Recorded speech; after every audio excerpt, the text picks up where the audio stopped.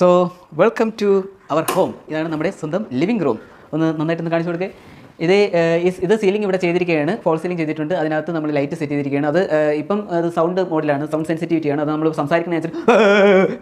അതിനനുസരിച്ച് ആ ലൈറ്റ് ഇങ്ങനെ മാറിക്കൊണ്ടിരിക്കും. അതാണ് ഇതിൻ്റെ പ്രത്യേകത. പഞ്ഞിയൊക്കെ ഇട്ട് നല്ല ഇപ്പോൾ കല്ലുപോലെയിരിക്കും. അപ്പോൾ അങ്ങനത്തെ ഒരു സാധനം ചെയ്തിട്ടാണ് ഇവിടെ ഈ സാധനത്തിൽ പഴയതിനെ തന്നെ ഒന്ന് പാച്ച് വർക്കൊക്കെ ചെയ്തെടുത്ത്. ഇനി ഇവിടെ സോഫ സെറ്റ് ഇടാനുള്ള ഒരു ശ്രമത്തിലാണ് നമ്മളിപ്പം.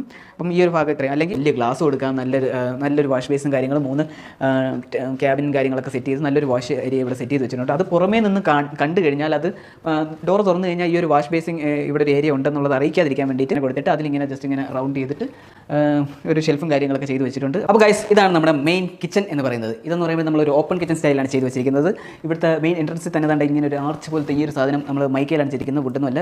ഇതിനകത്ത് മസാല ബോക്സും കാര്യങ്ങളൊക്കെയാണ്. പിന്നെ ഇതൊക്കെ ഓരോ ചന്ത ഐറ്റംസ് ആണ്. ചന്തയിലൊക്കെ പോയിട്ട് ഓരോ സാധനങ്ങളൊക്കെ വെച്ചിട്ട് ഭരണി അങ്ങനത്തുള്ള ഐറ്റംസ്, പിന്നെ ഗ്ലാസ്, പിന്നെ ഇതിനകത്ത് കുറച്ച് നമുക്ക് ഗിഫ്റ്റ് കിട്ടിയതാണ് ഈ ഡിന്നർ സെറ്റും കാര്യങ്ങളും. അപ്പോൾ അതൊക്കെ ഇതിനകത്ത് വെച്ച് സെറ്റ് ചെയ്തിട്ടുണ്ട്.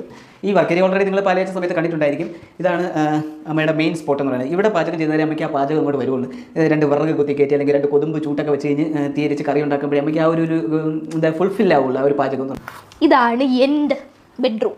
ഓ, നല്ല കളർ കേട്ടോ. ബെഡിന്റെ 2 സൈഡിലായിട്ട് ഇതേപോലെ 2 ബോക്സ് വെച്ചിട്ടുണ്ട്. Side table. സൈഡ് ടേബിൾ എന്ന് പറയും. ഇവിടത്തെ വാർഡ്രോബ് എന്നൊക്കെ പറയുന്നത് എല്ലാ റൂമിന്റെ കളർ തന്നെയാണ്. ഓക്കെ. പിന്നെ ഒരു വാൾ മാത്രം ഹൈലൈറ്റ് ചെയ്തിട്ട് ഒരു യെല്ലോ കളറാണ്, അത് ബെഡിന്റെ ബാക്ക്. വാവ്, ഇതിന്റെ എനിക്ക് ഏറ്റവും ഇഷ്ടപ്പെട്ടതെന്ന് വെച്ചാൽ എനിക്ക് ഇവിടുത്തെ 3 മുറിയുള്ളതിൽ എനിക്ക് ഏറ്റവും കൂടുതൽ ഇഷ്ടപ്പെട്ട ഒരു കളർ ടോൺ എന്ന് പറയുന്നത് ഈ ഒരു കളർ ടോൺ ആണ്. ഇവിടുത്തെ ഇതൊരു ഹൈലൈറ്റ്, ഈ ഒരു വാൾ ഹൈലൈറ്റ് ചെയ്തുകൊണ്ട് ഒരു ഡാർക്ക് അതിന്റെ തന്നെ സെയിം ലൈറ്റ് കളറാണ് ഇവിടെ കൊടുത്തിട്ടുള്ളത്. അപ്പോൾ ഞാൻ ഇവിടുത്തെ സ്റ്റെയർ കേസ് ഒന്ന് കാണിച്ചു തരാം. ഇവിടെ എന്ന് വെച്ച് കഴിഞ്ഞാൽ സ്റ്റെയർ കേസിന്റെ ഇവിടെ എന്ന് വെച്ചാൽ സെൻസർ ലൈറ്റാണ് കൊടുത്തിരിക്കുന്നത്. പിന്നെ ഫുള്ള് കൊടുത്തിരിക്കുന്ന LED ലൈറ്റുകളാണ്. ഈ റൂം നിങ്ങൾക്ക് കണ്ട് പരിചയം ഉണ്ടാകും. കാര്യം അച്ഛൻ്റെ അമ്മയുടെ റൂം എന്താണോ അതിൻ്റെ സെയിം ടിപ്പിക്കൽ റൂമാണ് ഈ കാണുന്നത്. ആൻഡ് കുറച്ചുകൂടെ മുന്നോട്ട് വരൂ. ഇതാണ് എൻ്റെ റൂമിൻ്റെ വിശാലമായ ആവശ്യം കാണിച്ചു കൊടുക്കും. വാവ്, ഇവിടെ സീലിംഗ് ചെയ്ത് വെച്ചിട്ടുണ്ട് കേട്ടോ.